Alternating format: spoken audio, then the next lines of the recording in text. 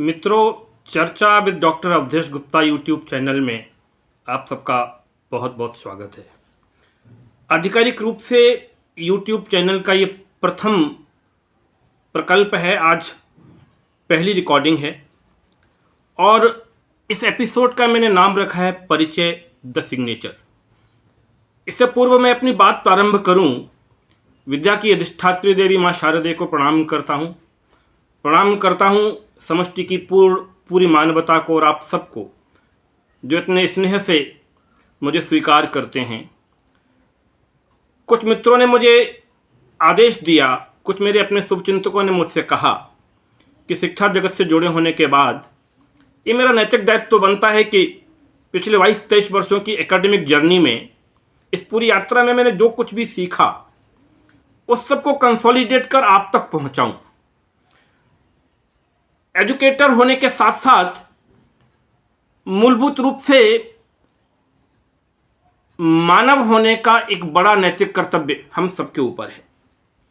और इस YouTube channel के माध्यम से मैं जिन विषयों पर बात करने वाला हूं और आज परिचय जिस विषय पर मैं देने वाला हूं वो परिचय है कि इस पूरी यात्रा में इस YouTube चैनल के अन्य कई एपिसोड्स में हम जिन पर बात करेंगे वो विषय होंगे शिक्षा जगत से जुड़े, वो विषय होंगे संस्कार जगत से जुड़े, education, technological aspects which are changing the entire journey of academics and of course the entire humanity.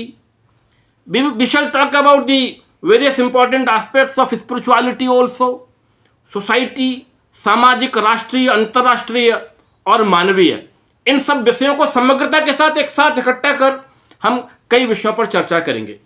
अभी 2 दिन बाद भारत रत्न पूर्व प्रधानमंत्री श्री अटल बिहारी वाजपेयी जी का जन्म दिवस है। उनकी कविता की तो पंक्तियां मुझे याद आती हैं, क्या हार में क्या जीत में किंचित नहीं भयभीत में, कर्तव्य पथ पर जो भी मिला ये भी सही वो भी सही। पिछले 2 दशक बड़े अद्भुत रहे हैं और यात्रा बड़ी सुखद रही है। मेरे जो अनुभव हैं और आप सबके साथ रहकर मैंने जो सीखा है उससे मुझे एक बात तो समझ आती है, जीवन को किसी न किसी उद्देश्य के साथ और पूरी श्रेष्ठता के साथ जीना चाहिए। श्रेष्ठ होने और श्रेष्ठता को प्राप्त करने के मध्य एक बहुत छोटी सी लाइन है। कई लोग मुझसे कहते हैं कि परफेक्शन के साथ बात होनी चाहिए। आज परफेक्शन से पार्टनरशिप तक हम किस प्रकार से कनेक्ट कर सकते हैं लोगों को, और विशिष्टकर जो नवयुवा पीढ़ी है, जो हमारे भारत का भविष्य है, जो हमारा भविष्य है, जो हमारे समाज का भविष्य है, उसे हम कैसे प्रेरित कर सकते हैं, उस पर भी हम थोड़ी सी चर्चा अवश्य करेंगे। Time is evolving, time is changing at a very rapid pace. Lot of technological interventions are playing a very dominant role and they are deciding the fate of the humanities in upcoming times now. Being an educator, I personally believe that I should focus upon fostering the critical thinking and innovation in pursuit of excellence so as to create a better society. Are we really serious about it now? एक कवि हुए हैं सुरेश अलवेला जी, उनकी 2 पंक्तियों से मैं बात प्रारंभ करता हूं। कलम की रोशनी से मैं तिमिर का द्वंद्व लिखता हूं, हेलो हाय कोई बोले तो मैं जय हिंद लिखता हूं। यहां सब लोग कहते हैं ये लड़का तो दीवाना है, मैं हर बच्चे की किस्मत को विवेकानंद लिखता हूं, मैं हर बच्चे की किस्मत को विवेकानंद लिखता हूं। अगले महीने जब 2025 में हम प्रवेश कर रहे होंगे, 12 जनवरी को स्वामी विवेकानंद जी की जयंती मना रहे होंगे, तो हमें विचार करना पड़ेगा क्या स्वामी विवेकानंद जी के विचार प्रवाह को, उस दृष्टि को, उस समग्रता में दिए गए सिद्धांत को क्या हम जनमानस तक पहुंचा पाए, क्या स्वयं तक पहुंचा पाए। ये जो YouTube चैनल बनाने का मेरा उद्देश्य है, basically I want to create a confluence between technology and education. I want to create this blended approach in pursuit of the various paradigm shifts which are happening in today's time. I want to connect the education with Sanskar Sala, the value education. I want to create a difference between Sanskriti and Vikriti. Let us identify those important regions. It is your attitude, not the aptitude, which determines your altitude in life. ये आपका नजरिया है, ये आपका दृष्टिकोण है जो जीवन की ऊंचाइयों को तय करता है। एटीट्यूड तो समय के साथ हम समृद्ध कर सकते हैं, ठीक कर सकते हैं, परंतु ज्ञान की जो यात्रा है, और विशिष्टकर आजकल ये जो प्रसंग और ये जो विषय उठाए जाते हैं कि पूरी की पूरी पीढ़ी दिशा भ्रमित हो चुकी है, विकृति का शिकार हो चुकी है, क्या ये सत्य है? और क्या इस नकारात्मकता को हम स्वीकार कर बिना किसी करेक्शन के बात किए हुए क्या हम आगे की यात्रा जारी रख सकते हैं? हम क्या छोड़कर जाने वाले हैं, ये हमें सोचना ही पड़ेगा ना। क्या ये तय कर पाएंगे हम कि हम केवल पूरी की पूरी यूथ को, पूरी की पूरी यंग जनरेशन को एक छोटी सी बात के साथ ब्लेम कर दें कि पूरी की पूरी विकृति हो चुकी है? मैं ऐसा व्यक्तिगत रूप से नहीं मानता। टेक्नोलॉजी के साथ कई प्रकार की विचारधाराओं में भी परिवर्तन आया, ये सत्य है, परंतु यही यूथ, ये भविष्य है हमारे परिवार का, हमारे समाज का, हमारे राष्ट्र का और इस पूरी विश्व का। ये जो चर्चा विद डॉक्टर अवधेश गुप्ता के माध्यम से मैं जो आप लोगों के साथ कनेक्ट करने का प्रयास करूंगा और आगे जिन विषयों पर मैं बात करूंगा, मुझे एक छोटी सी कहानी याद आती है। एक जंगल में एक तबला वादक रहता था। जंगल के बीचों बीच एक झोपड़ी थी। वहां वो प्रतिदिन शाम को 5 बजे अपना तबला लेकर बैठता था और अपना तबला वादन करता था। 2-4 लोग जो उसके अड़ोस पड़ोस में रहते थे, क्योंकि बहुत ज़्यादा लोग तो वहाँ नहीं थे, वो लोग आ जाया करते थे और उससे उसका तबला वादन सुना करते थे। एक बकरी थी जो प्रतिदिन जब भी वो तबला बजाता था वहाँ आकर उनके बीच बैठ जाती थी।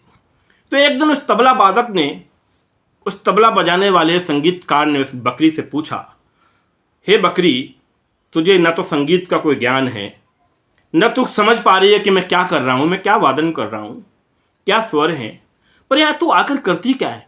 बकरी ने जो उत्तर दिया वो बहुत विशिष्ट है, वो बहुत अद्भुत है। बकरी बोली, ये बात तो ठीक है भैया कि मुझे संगीत का कोई ज्ञान नहीं है, मुझे ये आपके स्वर समझ नहीं आते, आप क्या बजा रहे हैं तबला मुझे बिल्कुल समझ नहीं आता, पर ये तबला मेरी माँ की खाल से बना है।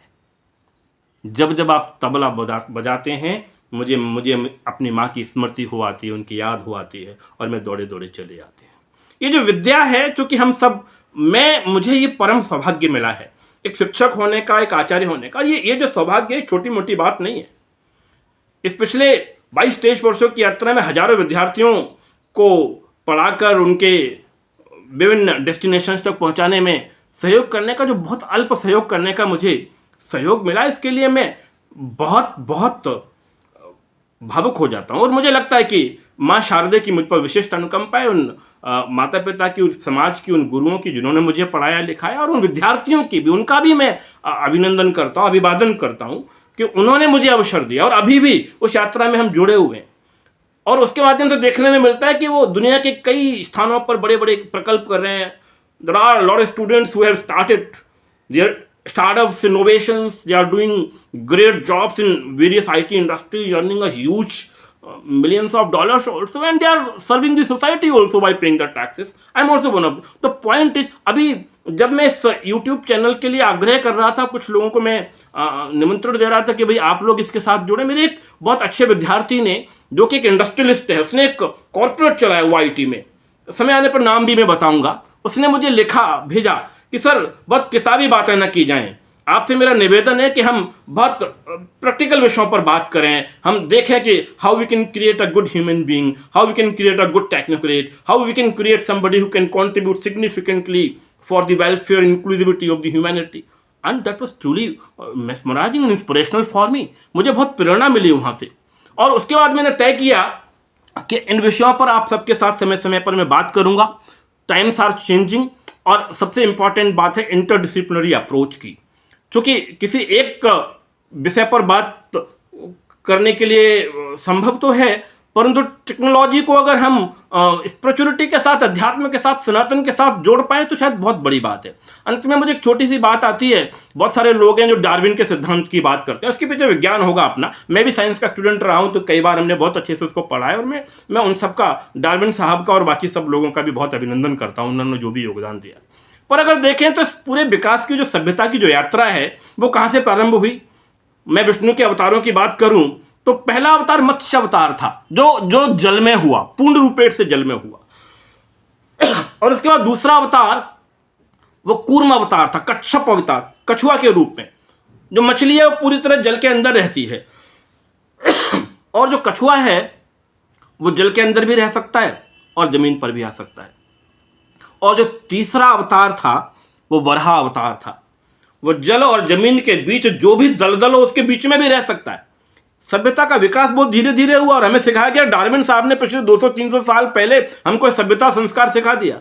मुझे लगता है सनातन विचार ने बहुत समग्रता के साथ, बहुत स्पष्टता के साथ और एक्सीलेंस के साथ उन सब चीज़ों को सिखाया था। हमारे ऋषि मुनियों ने सिखाया था। आगे के किसी एपिसोड में हम इस पर गंभीरता से और बहुत गहराई से भी बात करेंगे। मैं प्रयास करूंगा कि किसी अपने अच्छे पुराण का कोटेशंस कर पाऊँ, मैं कुछ अच्छे रेफरेंसेस आपके साथ साझा कर पाऊँ। और इसके बाद नरसिंह अवतार हुआ, जो आधा मनुष्य था और आधा सिंह था, आधा जानवर के रूप में था।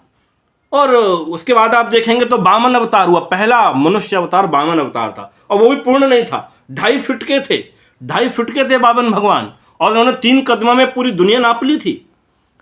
और उसके बाद वामन अवतार के बाद, क्योंकि वो अर्ध अवतार था मनुष्य का, तो उसके बाद जो अवतार है वो परशुराम जी का अवतार है। वो हमारे शायद 6वें भगवान विष्णु के अवतार बताए जाते हैं, बहुत क्रोधी स्वभाव के, और उनको बहुत मर्यादित नहीं माना जाता, परंतु ईश्वरीय अवतार थे, क्योंकि सभ्यता का विकास ही कुछ इस प्रकार से हुआ। और उसके बाद जो पहला मर्यादा पुरुषोत्तम अवतार है वो मर्यादा पुरुषोत्तम राम का हुआ। और उसके बाद जो कमी रहेगी वो भगवान कृष्ण ने पूरी की, 64 कलाओं के योगी अवतार भगवान कृष्ण। और उसके बाद की और यात्रा अनवरत रूप से चल रही है।